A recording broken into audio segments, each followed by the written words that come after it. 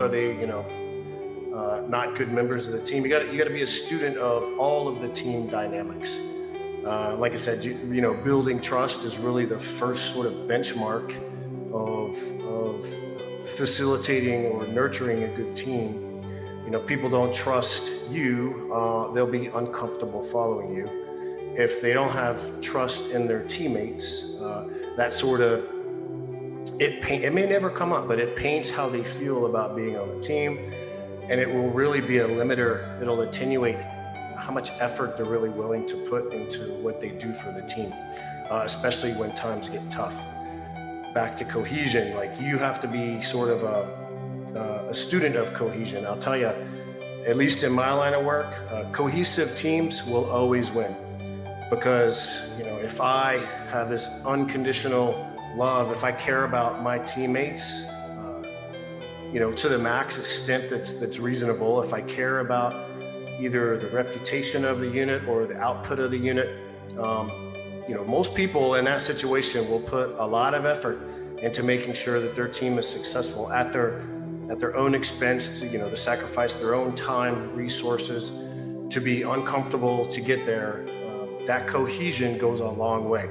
You don't get cohesion without having trust. So again, that sort of ties back to good leader will know, or at least be inquisitive enough to sort of investigate how, the personal dynamics of this team. How do I get trust? How do I get cohesion? And then, you got to figure out, what is the thing this team does? What are we here for? Why does this team exist? And worst case scenario, as a leader, you may come to the conclusion that the thing this team thinks it's supposed to do is not the thing that makes this team valuable to the organization. So you really need to do a lot of sort of, investigation on why the team exists. And then once you can clarify that, and it's agreed upon by not only the folks on your team, but the larger organization, you as the leader, one way to do it is either you can come up and craft a vision and a strategy. Better still, get your team together and help them determine, what is the vision for this team? Where do we want to be in 2, 3, 5 years? What's our strategy for getting there? And then really what you want to, start with maybe a vision, and then back that thing off until it gets to each person on the team can articulate, these are the things I have to do on a daily, weekly, monthly, whatever basis to get the team closer to that vision. And I care enough about the team and about my, teammates, that I will not let the team down. I will make sure that I do these things to get us there. So you kind of have to understand all of that. You have to care and be inquisitive enough about all that. So, kind of like I talked in the beginning, there's general leadership skills, there's specific ones. To me, a good leader will understand the difference, between the two, and be in tune with the fact that, hey, my team is different than every other team for these reasons. Whether it's the industry we're in, specific output that's required for the larger organization, or just the people are so unique and dynamic, which they always are. But you got to understand why your team is unique, and then what do you need to do to make that unique team the best it can be. So I don't know if I rambled on that one, but I think that's probably the best. Yeah, it takes a whole lot. From what you're saying, it takes a whole lot to be a leader. Nobody can just wake up and say, I am a leader. It has to be on works, right? Well, that's the thing. You can wake up and say, I'm a leader. And, there are certain leadership theories, principles or paradigms that you can be a leader just because you're in the position of a leader.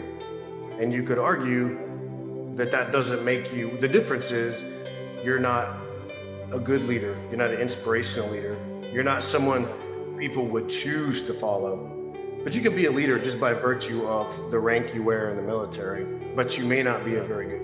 So what advice would you give to an emerging leader based on your experience? I'd break it down into three things. And the first thing, very obviously, is learn leadership skills. Because I don't know when I actually started to really, I was a leader for a long time before I figured out that, I should start reading and researching and putting a little effort into being a great leader instead of just doing whatever comes natural when you're in a leadership position and just assuming you're good enough and that's okay. So the first thing is learn leadership skills. Be deliberate about learning leadership skills.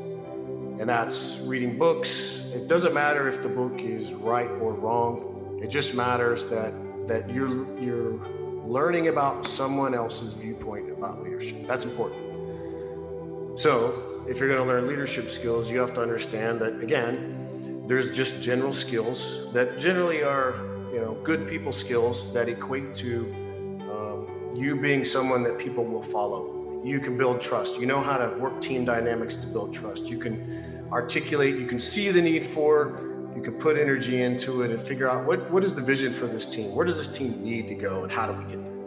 You can communicate well. That's a big one. I've seen some folks that are, good-hearted people, but lack communication skills. And sometimes that's just because you have introvert qualities.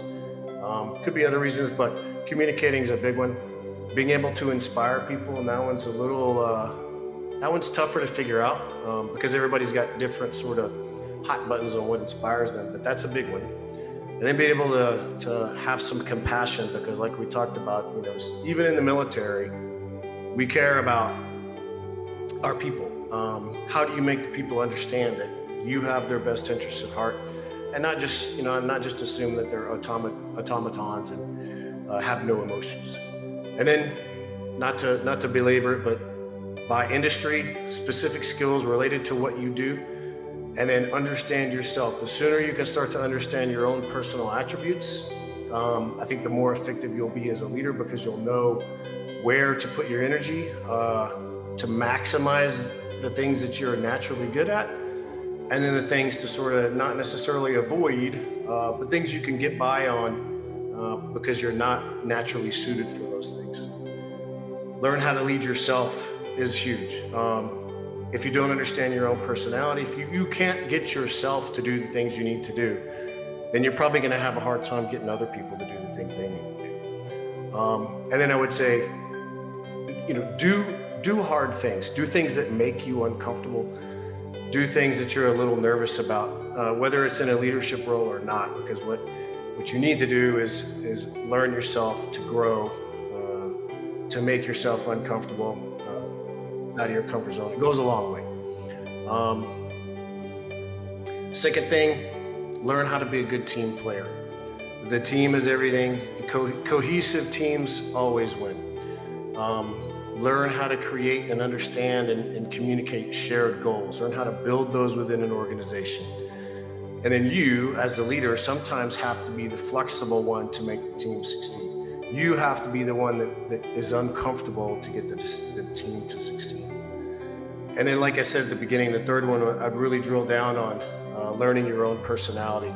And these three things are kind of recursive because, point one, a little bit of point one ties into point three, a little bit of point three ties into point two. But at the end of the day, the three things are learn your own personality, learn how to be a good leader based on what you're good at, where your passions lie, learn how to be a good team player, and then learn those leadership skills under the subset of your own personality. How's that? Yeah, from what you're saying now, you're saying that without a team, there wouldn't be a leader, right? Yeah, that's right. There's always going to be a leader out of the team. Yeah. So, but most people, let me say some people who are leaders do not see themselves as part of a team, but they see themselves as, I don't know, like they are not part of the team. They just leading the team. They just supervising the team. What do you say about that? Yeah, I say you are correct.